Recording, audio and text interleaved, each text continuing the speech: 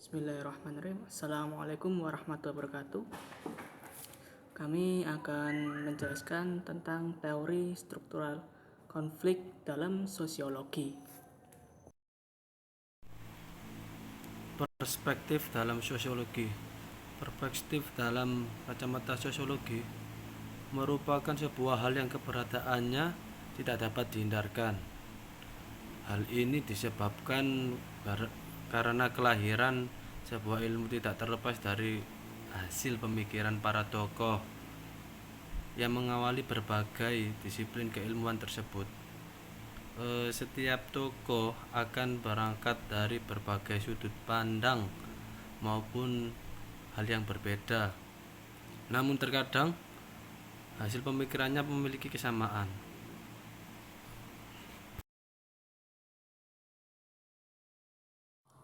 Jadi, teori struktural konflik muncul sebagai pengkritik utama teori struktural fungsional.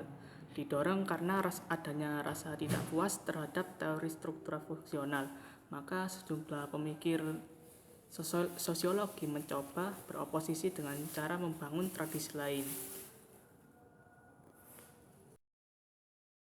Jadi dalam presentasi ini kami memberikan 5 bagan, yaitu sejarah Karl Marx, konteks sosial yang mendasari konsep filsafat Karl Marx, Marx dan kapitalisme, dan pendidikan serta reproduksi sosial.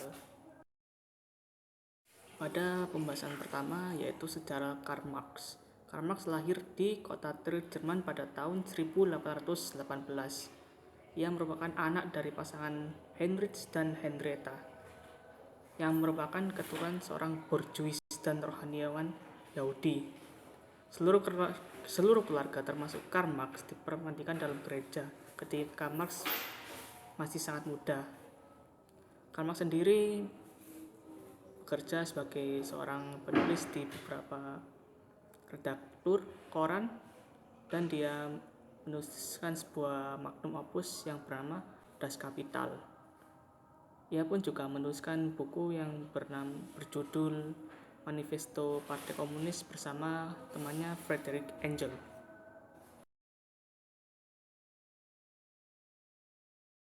Pikiran awal Marx amat dipengaruhi oleh munculnya industrialisasi pada abad ke-19 yang telah melahirkan fenomena yang bertolak belakang antara buruh dan pemilik modal. Dari latar belakang sejarah itu kemudian dapat ditelusuri benang merah yang menggambarkan munculnya kondisi yang mempengaruhi aliran Marxis awal, yaitu pertama, munculnya tekanan struktural yang kuat terhadap individu, dan kedua, kondisi industri yang memperburuk hubungan sosial yang membawa keadaan alienasi. Konsep filsafat Marx. Dalam filsafat Marx, yaitu dalam hal perekonomian, pandangan ekonominya merupakan hasil sebuah klasik atau ekonomi klasik dari Britania. Namun secara tidak sadar bahwa ekonomi klasik sebelumnya bertujuan untuk mensejahterakan kelas pemodal tanpa mempedulikan kelas pekerja atau buruh. Jadi di sini teman-teman, pandangan ini lebih mementingkan kaum elit daripada kaum yang di bawah. Namun Marx mengemukakan pemikiran bahwa kelas buruh ini perlu disejahterakan. Jadi dalam pandangan ini Marx memikirkan juga bahwa kaum buruh perlu disejahterakan. Marx dan kapitalisme.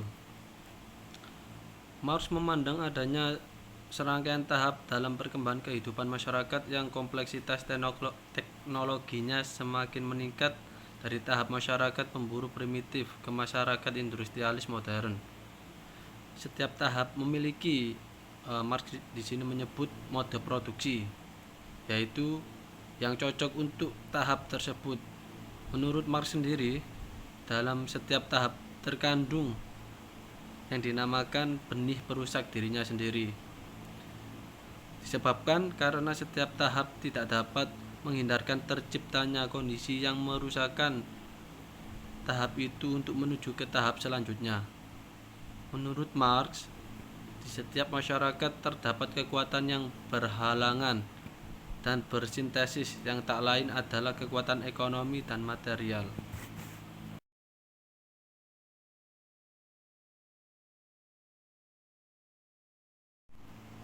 Pendidikan dan reproduksi sosial. Perspektif teori muncul sebagai titik terhadap teori struktur fungsional. Dengan demikian, berbeda dari teori struktur fungsional, teori konflik ini mengandaikan masyarakat ditandai dengan persaingan antar kelompok di masyarakat. Mereka ini memiliki berbagai aspirasi yang berbeda satu sama lainnya. Kelompok memiliki peluang mendapatkan akses kehidupan.